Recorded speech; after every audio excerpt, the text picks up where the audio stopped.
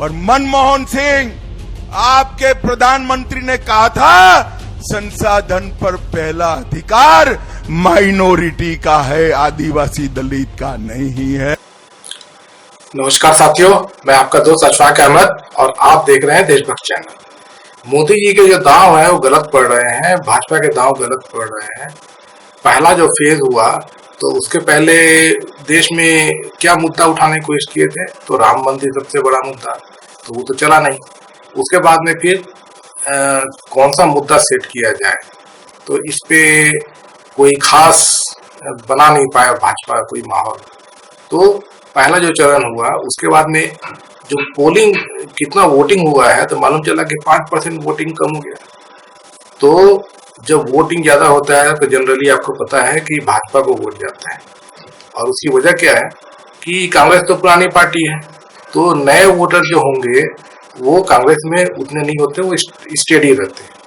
अब जो नए वोटर जो वोट देंगे, तो जैसे भाजपा को वोट देते हैं तो भाजपा का वोट पहले कम था, तो जब से मोदी जी आए हैं तो बढ़ रहा है। तो जब भी मतलब वोट बढ़ेगा मतलब कि भाजपा को वोट जाता है, और वोट कम हुआ है मतलब कि भाजपा का वोट कम हुआ। तो पहले चरण में 5% जो वोट कम हुआ वो पूरा भाजपा का था। कांग्रेस का वोट जो है वो बढ़ा ही होगा, कम नहीं हुआ। और वो भी कौन लोग रहे होंगे, तो युवा।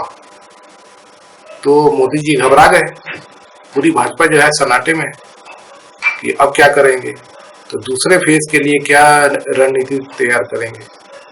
तो मोदी जी आ गए वही पुराना हिंदू मुसलमान, उसमें फिर मंगलसूत्र भी जोड़ दिया।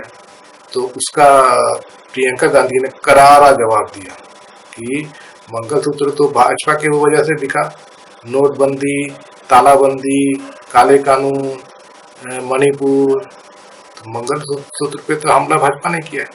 कांग्रेस के 55 साल के राज में कब मंगलसूत्र पे हमला हुआ, कब ऐसे जरूरत पड़ गई कि मंगलसूत्र बेचना पड़ गया, गिरवी रखना पड़ गया। तो वहां पर मोदी जी फेल हो गए हैं, इसका कोई जवाब उनके पास में नहीं है, न दे सकते। अब दूसरी बात जो हिंदू मुसलमान कर रहे हैं, तो इसमें कैसे जोड़े इन्होंने, तो मनमोहन सिंह को पकड़ लिया। तो 18 साल पहले मनमोहन सिंह ने जो बयान दिया था उसको तोड़ मरोड़ के ये बता दिए कि मुसलमानों का पहला हक है। अब देखिए इसमें क्या गड़बड़ी है कि मनमोहन सिंह को जोड़े, कोई मतलब गांधी परिवार से कोई ऐसा कोई बयान इनको मिला नहीं। अब मनमोहन सिंह की छवि कैसी है, तो कितना भी भ्रष्टाचार का इल्जाम लगाए 2014 के चुनाव में, लेकिन मनमोहन सिंह पे कोई इल्जाम नहीं टिकता है, क्योंकि जनता जानती थी कि बहुत ही सीरियस सरल आदमी थे, कभी भ्रष्टाचार कर ही नहीं सकते हैं, और कभी भी उन्होंने किया भी नहीं। तो उनके नाम से अगर हिंदू मुसलमान भी करेंगे तो वो भी नहीं टिकता है। और यही वजह है कि इतने इल्जाम इन लोग लगा रहे हैं मनमोहन सिंह पे, कांग्रेस बिल्कुल कुछ इस मामले में नहीं बोल रही, क्यों, इसमें जाना ही नहीं है, क्योंकि जनता जानती है मनमोहन सिंह को कि वो इस तरह तो करते नहीं थे। और कांग्रेस जो का फोकस पूरा का पूरा मुद्दों पर है, महंगाई, बेरोजगारी, इसी पे लगातार अटैक कर रहे हैं। अपना घोषणा पत्र दिखा रहे हैं कि 30 लाख सरकारी नौकरियां में भर्ती की जाएगी, और रोजगार के अवसर मुहैया कराए जाएंगे, महिलाओं को 1 लाख रुपया सराहना दिया जाएगा, बेरोजगार युवाओं को 1 लाख रुपये सराहना दिया जाएगा। तो इस तरह का सब पूरा का पूरा फोकस कांग्रेस का एकदम वहीं पे। तो उसमें कांग्रेस अगर फंसती हिंदू मुसलमान में तो फिर मुद्दा फिर कहीं और चला जाएगा, है ना।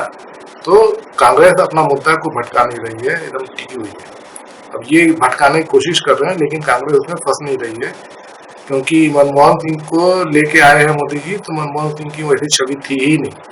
तो यहाँ पर भी मोदी जी जो है ना, उनको कुछ फायदा नहीं होने वाला है, और इसमें नुकसान ही होगा। तो दूसरा चरण में महिला वोटर, क्योंकि मंगलसूत्र पे बात आ गई, तो महिला वोटर का भी वोट मोदी जी को कम जाएगा।